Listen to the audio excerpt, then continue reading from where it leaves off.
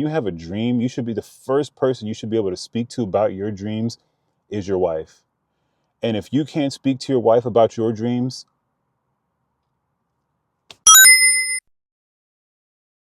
having the feeling of being alone while there's someone else in the room, that's got to be one of the worst feelings.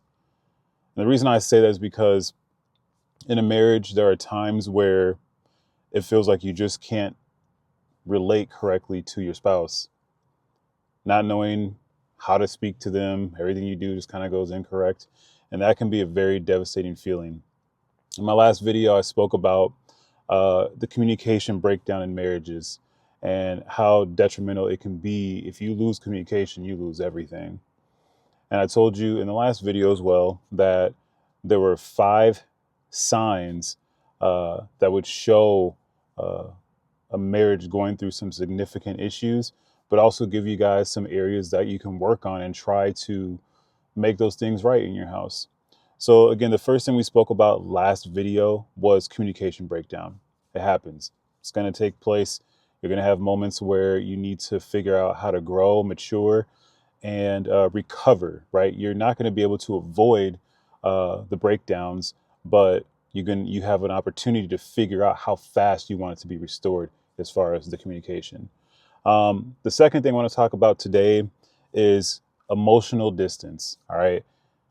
Everybody at some time has felt alone in their marriage, and it could be for all kinds of reasons, right? Where you had an argument the day before, and now you're not talking to your wife because she said some crazy stuff, or you said some crazy stuff. She's giving you the cold shoulder. You don't feel like you can talk to her because anytime you try and talk, just seems like it's a bigger issue, right? So that can be very, very difficult to deal with sometimes because you have a perfectly able-bodied spouse that can talk with you, be there for you, commune with you, listen to you, give you a shoulder to cry on if you need to sometimes, but yet they're so distant that even though they're sitting right next to you, it feels like they could be on the other side of the country. And that's hard because not everybody can endure that long enough. I've seen that happen before. And even in my past marriage, felt like roommates. We felt like 2 people just kind of passing by towards the end of our relationship. And she was going to work. I was going to work. We weren't having sex like that anymore. And just the conversations were quick. They weren't like normal. We tried to make them as normal as possible, but it wasn't happening, man. No matter what we tried to work on, even through counseling, it was over time. It just didn't work. But that's not for everybody. At least the attempt was there, and it doesn't hurt to try those things. So again, if you're feeling that emotional distance and you feel like you're roommates with your spouse, just hold on to that because there's more here. And on top of that too, if you feel like you don't get the support from your spouse, or there's a lack of empathy from her, that can be tough too. Men, we deal with a lot of stuff in our lives. We go through so many different things. We have the weight of the world on our shoulders specifically. Why? Because God built us that way. He built us to be able to carry a lot of that weight, but not to keep it on our own shoulders. He wanted us to give it to him, right? So if you're carrying that weight all on your shoulders, all by yourself, you're doing it the wrong way. I'm just being honest. You don't have to do this thing by yourself, right? So it can be hard when you feel like you're carrying all that on your shoulders, and you don't want that to be the case. You want your spouse to be able to be there, understand where you're coming from, the feelings that you have, if you're actually going to speak to her about those, right? And then to show some support in that, to show some empathy and like, hey, you're working your butt off already. You're trying to do everything you can to provide for that home.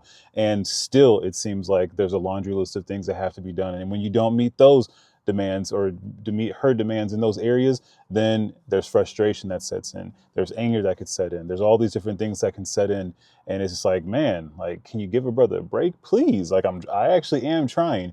You may not physically see it, wife, but the argument that I could have had, I'm not having that today. I'm not trying to create that problem or anything like that where you think I'm trying to start something and it's like, just give me a break. I just got home. Give me 20 minutes before you start asking me, to figure out about that honeydew list, right? We all have been there before. Honey, can you the honeydews? Um, but again, the lack of the support, and things that you want to do, maybe it sounds stupid to her. Like, I think that's dumb. It's a dumb idea. Um, or just the fact, the empathy. Those two things go a long way, not just for the wives, but for the husbands too. We don't need it as much maybe as our spouses do, but every once in a while it is important to have. It is important to know that your wife is there and she understands that you're busting your tail, and that, just that information, or just that reception from her to us, it can it can change so much for us. It can help us to push, like, more than we are right now. And it's not that we should need those things, but those things can be extremely helpful, to just keep our mind right, to keep us focused on what's in front of us, and not to worry about trying to slide back into old patterns or whatever the case it is. So, you know, the lack of empathy, support, or just feeling like roommates, these are the areas of you can see that this is emotional distance that's taking place at its finest. And then also, if it ever gets to a place where you guys stop sharing your personal thoughts, dreams, things like that, ain't good. Because if you're planning to be with this person for the rest of your life, for you to stop sharing your dreams or your personal thoughts, like, you've already closed the door to pretty much the relationship. And the reason I say is because when you have a dream, you should be the first person you should be able to speak to about your dreams is your wife. And if you can't speak to your wife about your dreams, that's going to be tough. You got your brothers, maybe. You got your compadres, right? Maybe. But if you don't have anyone that you talk to, like, on that level, then you're going to feel extremely alone. And having an emotional distance is going to create a lot of friction inside of you, not just necessarily between you and your wife, but inside of you. And it's going to make you feel all kind of ways, right? But these are areas that really have to be focused on. Like, do I have emotional distance in my home? Is this something that we're actually dealing with? Well, again, do you guys feel like roommates? Okay, maybe not. Do you feel like you have a lack of support or empathy from your spouse? Maybe not. But again, this information is just for you to really consider. And then, have you stopped sharing your personal thoughts and dreams with your wife? And if so, this is an area that you need to work on immediately. Now, it's like, how do I need to work on that? The reason I say you work on that is because she may not be ready to work on that herself. It's already hard for her to do certain tasks, right? If you're in here and you're listening to this and you're feeling and understanding that this is the situation, it can be hard for her to make the adjustment and make the change. And it could be just as hard for us to do it too, right? But I truly believe that men are more capable to make the adjustments quicker than our wives can. Hey, this could be an argument. Like, comment, subscribe, whatever you got to do. But I'm just being honest here. I believe it's easier for men to make that change if they really allow themselves to than it is for women. Because men, I feel like we're constantly changing. We're having to adapt very often. And so this is where it's going to be required of you to start working on making these changes. Here's the first thing you need to do. Think about this. Do you have any dates with your wife? Are you guys going out to eat, enjoying your time together? If the answer is no, you got to make that like a regular requirement. You got to do that thing more often than not so that you guys can, like, start to, like, get some healthy habits back again. Start to enjoy each other's life again. You see how this cat just got right here? Just these cats. There's cats. It's weird.